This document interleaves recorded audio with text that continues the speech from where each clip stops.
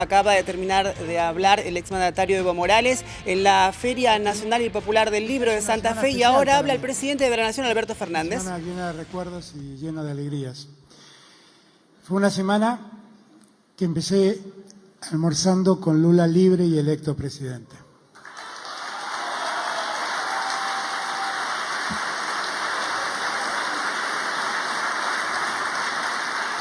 Y es una semana que termino con mi querido Evo en la patria, él viviendo en la suya, como siempre debió haber sido, ayudando y colaborando y militando siempre en favor de los más humildes. Gracias, Evo, por estar acá.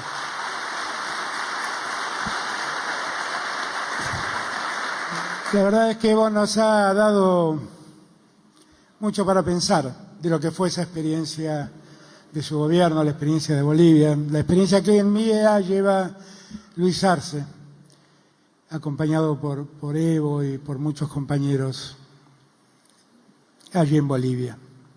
Yo me acuerdo que hubo un momento de nuestra América Latina donde estábamos todos muy desesperanzados porque la derecha había tomado todo el continente. Gobernaba Brasil, gobernaba Argentina, gobernaba Chile, gobernaba Perú. Y por aquellos días, Carlos Ominami, el querido Carlos, tan querido como su hijo Marco, mi amigo de siempre, me propuso a mí y a Marco Aurelio García, que era un hombre que trabajaba muy cerca de Lula, que nos pongamos a escribir un libro sobre cómo había sido la experiencia de los años del progresismo en América Latina, esos 10 años de progresismo en América Latina, de los que habló recién Evo,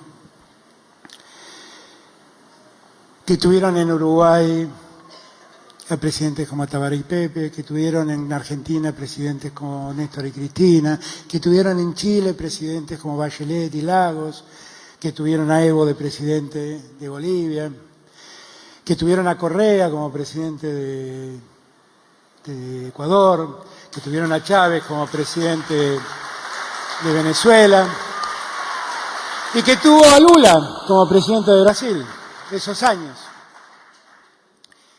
Y el libro era un libro, lo escribimos en un tiempo muy depresivo, para que voy a decir una cosa por otra. El libro se llamaba Claroscuros del progresismo en América Latina. Y a mí me tocó escribir un artículo sobre la cuestión del desarrollo en ese tiempo.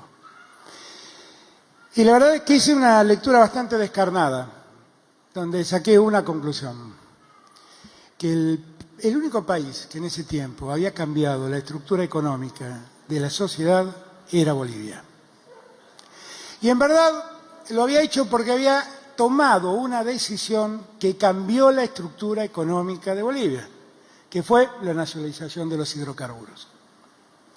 Y la verdad eso definitivamente cambió la lógica de desarrollo de Bolivia. Y efectivamente, como dice Evo, cuando Evo tomó esa decisión, tuvimos problemas con muchos, inclusive hasta con Lula, porque se nos complicó la situación con Petrobras, ¿te acordás? En aquella reunión que tuvimos en Iguazú, si no me equivoco. Exactamente. Y ahí fue cuando Néstor le dijo, si no quieren invertir, nosotros invertimos para ayudarte en tu decisión. Y la realidad es que esa decisión cambió mucho, pero además fue tomada con mucha racionalidad, con mucho sentido común, porque en verdad hoy muchas empresas privadas explotan, pero el propietario de los hidrocarburos es el Estado plurinacional de Bolivia. Y las empresas trabajan, producen, desarrollan, sacan gas, sacan petróleo, pero la tajada más grande se queda en Bolivia, no como antes. Y después hubo un segundo cambio que hizo Evo, que él nos lo ha contado, que tuvo que ver con el sistema financiero, la forma en que le cobraba impuestos al sistema financiero, que de un día le fijó una tasa muy alta impositiva, se quejaron un rato los bancos y después todo siguió y eso permitió que Bolivia sea desde hace muchos años, con el saquemos el año negro del golpe donde eso no pasó, un país que ha sido capaz de crecer con equilibrio fiscal, eso lo ha hecho todos los días de su gestión Evo Morales, y hoy lo hace Lucho. Hoy lo hace Lucho. Y eso demuestra que se puede gobernar pensando en la gente, pensando en los que más necesitan, yendo en socorro de los que más necesitan, pero ser cuidadoso de las cuentas públicas para evitar desvíos que después nos duelen.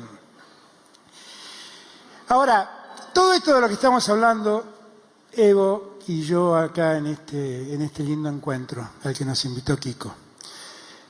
La verdad es que lo que nos debe hacer reflexionar es sobre el continente en el que vivimos. Porque a pesar de todos esos años, la verdad es que vivimos en el continente más desigual del mundo. El continente donde la brecha entre ricos y pobres es más ancha. En realidad, también hemos debido soportar 4 años de un gobierno norteamericano a cargo de Trump, que hizo todo lo necesario para disolver la unidad latinoamericana. No solamente hizo eso, también avaló un golpe de Estado en Bolivia, que le impidió a Evo hacerse cargo del gobierno después de ganar legítimamente las elecciones. Fíjense que la OEA, que tuvo mucho que ver en eso, argumentó que en ciertos distritos Evo había sacado 94, 95% de los votos. Y cuando fue la elección, Lucho sacó lo mismo. Sacó lo mismo. No estaba mintiendo, esa era la realidad. Pero semejante cantidad de votos le sirvieron para argumentar que ahí había habido un fraude. Fueron años muy tremendos, los años de Trump para América Latina. Y en esos años también se consolidó el Grupo de Lima. Cuando llegamos al gobierno, nosotros nos retiramos del Grupo de Lima. Días atrás recibí al presidente de la Corte Internacional de Justicia, que vino a visitarme, y le pedí que la Corte Internacional de Justicia no sea utilizada políticamente. ¿Y saben por qué se lo pedí? Porque el Grupo de Lima había hecho una denuncia contra Venezuela en la Corte Internacional de Justicia, del que la Argentina se retiró de esa denuncia cuando nosotros fuimos gobierno. Y lo que le pedí es, por favor, tenga presente que esa fue parte de una maniobra ideada por Donald Trump en perjuicio de un país latinoamericano, y esa denuncia no tiene más basamento que un basamento político, que era marginar, dejar a un costado a la República Bolivariana de Venezuela. Después de esos años tremendos que en Argentina vivimos con Macri y que en Brasil vivieron con Bolsonaro,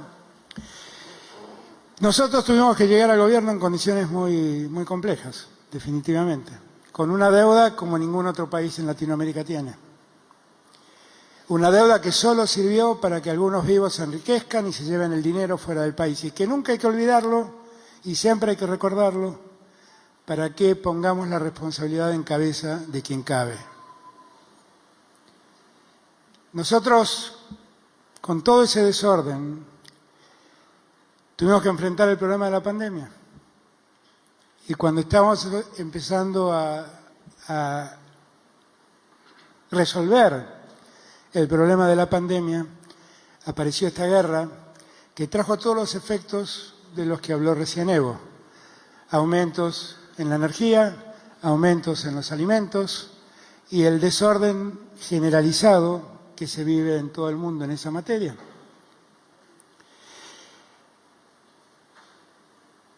Me parece que si algo debemos aprender después de tanta tristeza que nos dejó la pandemia, de tanta tristeza que debe darnos la guerra, debemos sacar algunas conclusiones, ¿no? La primera conclusión es cómo funciona el sistema financiero mundial, cómo funciona el sistema capitalista mundial, porque en realidad, si hay algo que dejó en evidencia la pandemia, es la desigualdad de este mundo, la enorme desigualdad. ¿Cómo se explica que 10 personas tengan el mismo patrimonio que el 40% de la humanidad. ¿Cómo se explica esto? ¿Alguien puede encontrar ahí una endija de justicia? Miren los resultados de la pandemia. Preguntémonos, ¿por qué en la pandemia, en los países pobres, se murieron 4 veces más personas que en los países desarrollados? Reflexionemos un instante sobre las vacunas. Cuando las vacunas salieron de los laboratorios, ¿cómo es posible que el 10% de la población mundial más rica se haya quedado con el 90% de las vacunas y el 90% de la humanidad andaba deambulando buscando vacunas para poder salvarse de un virus que nos atacaba a todos? La pregunta que debemos hacernos después de estos datos es si no tenemos un imperativo ético de cambiar estas cosas, porque esa realidad solo nos conduce a más desigualdad, a más desolación y a más postergación de mucha gente que ya no tiene más espacio para soportar esa postergación y esa desigualdad. Y esto definitivamente es un imperativo ético, porque no podemos verlo y hacer de cuenta que nada ha pasado. Ha pasado algo muy grave, se han muerto cerca de 10 millones de personas como consecuencia del COVID. Y ahora siguen muriendo como consecuencia de las balas, los misiles que vuelan en el norte. ¿Y qué le pasa al sur? Bueno, ahí saben lo que le pasa al sur. La FAO anuncia que se acerca una hambruna que va a afectar a 300 millones de personas. ¿Dónde están las 300 millones de personas? En el hemisferio sur, como corresponde. En África, en Asia, en América Latina. ¿Cuánto tiempo más podemos soportar tanta ingratitud, tanta injusticia? ¿Cuánto tiempo más debemos callarnos y avalar estas lógicas? Yo creo que este es el verdadero desafío que tenemos por delante. Y en ese desafío tenemos que tener en claro algunas cosas. Hablábamos con Evo antes de entrar, la experiencia de Brasil debe llamar nuestra atención.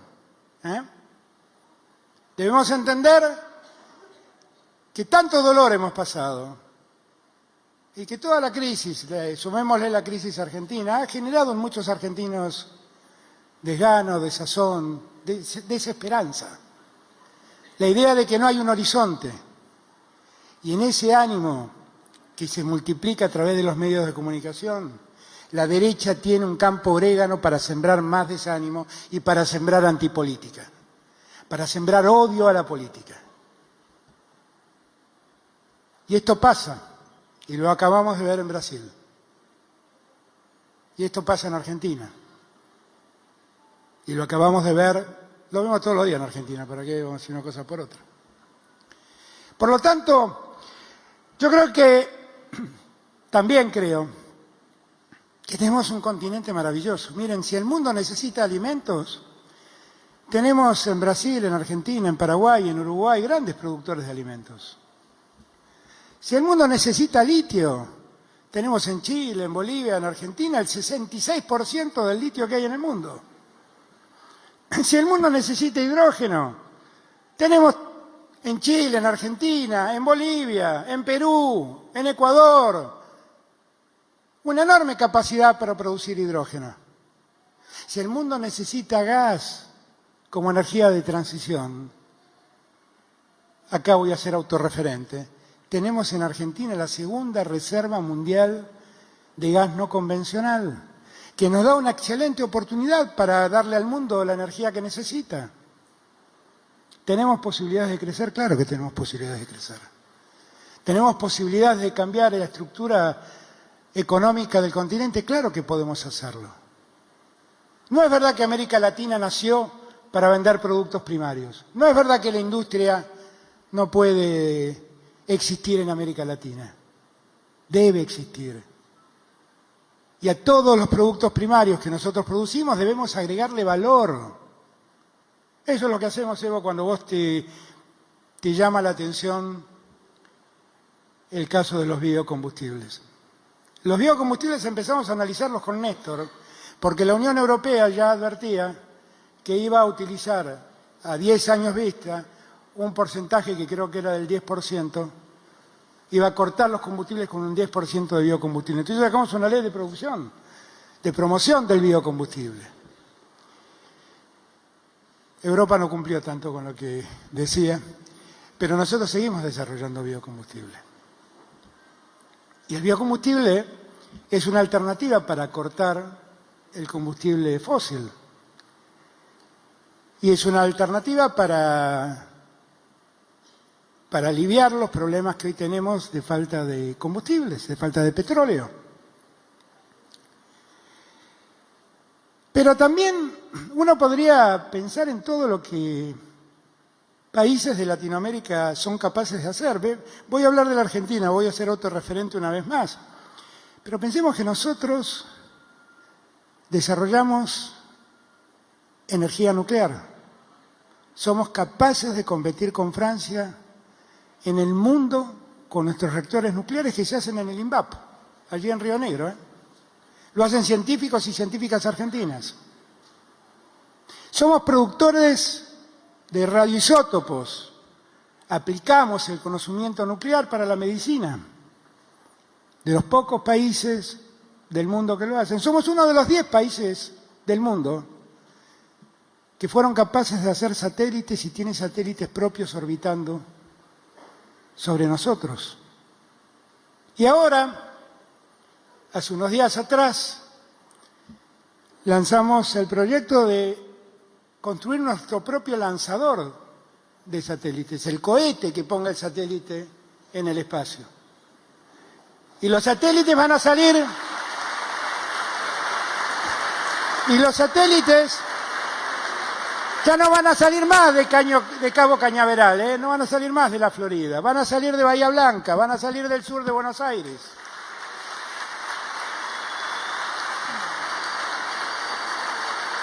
Y la verdad nosotros tenemos que estar muy orgullosos de ser capaces de hacer todo eso. Nosotros lo que tenemos que hacer con el litio es convertirlo en baterías y dejar de exportarlo como litio. Ese es el esfuerzo que tenemos que hacer.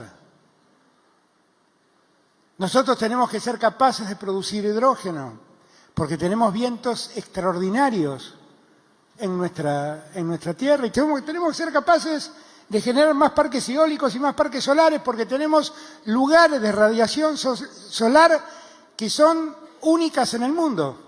El norte de Salta, Jujuy, son un ejemplo. Ahora, también, tras la pandemia hemos aprendido cosas. Y hemos aprendido, por ejemplo, que la globalización no funciona tanto como nos decían. Esa idea de la gran aldea, donde todos estábamos hermanados y todos íbamos en socorro del otro, no funciona así la cosa. ¿Y qué es lo que estamos empezando a ver con estos cambios geopolíticos que en el mundo se observan? Que están empezando a tomar vuelo las regiones. Las regiones. Europa trata de fortalecerse como región. Estados Unidos con México y con Canadá tratan de fortalecerse como región. Y nosotros como América Latina debemos fortalecernos como región para poder potenciar el crecimiento de todos nuestros hermanos latinoamericanos, para tratar de llevar la justicia social que hoy no existe en América Latina.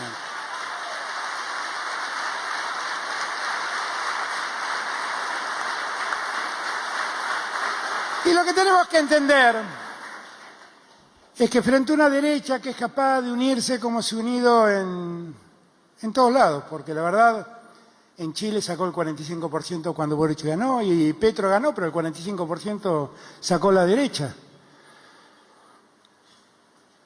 Nosotros lo que tenemos que hacer, los que seguimos creyendo, como nos enseñaron Perón y Evita, que nada es más importante que el pueblo, que nosotros somos representantes de los que no tienen voz, que si la política es un juego de representación de intereses, nosotros representamos a los desposeídos, a los descamisados de Evita. Si nosotros seguimos creyendo en todo eso, no tenemos ninguna otra alternativa que unirnos indisolublemente para enfrentar a la derecha y volverle a ganar.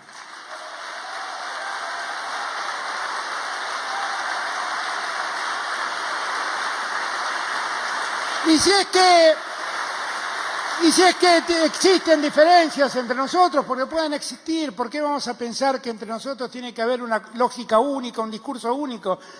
¿Por qué va a ser eso? Si existen diferencias, saldemos las diferencias.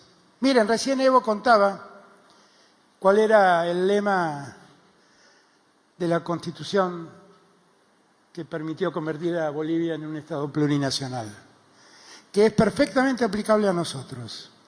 Unidad en la diversidad para enfrentar a la adversidad. La adversidad se llama derecha, compañeros. Entendámoslo de una vez por todas. La adversidad no está entre nosotros, la adversidad está enfrente, compañeros y compañeras.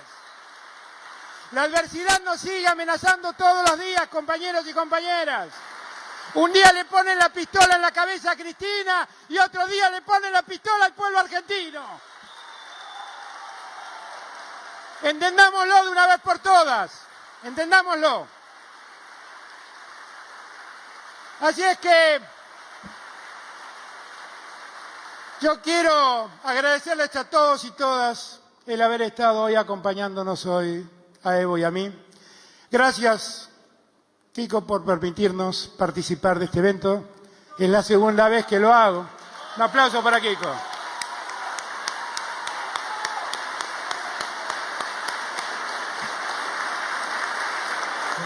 Después de nosotros, van a disfrutar de algo maravilloso que se llama Alejandro Dolina.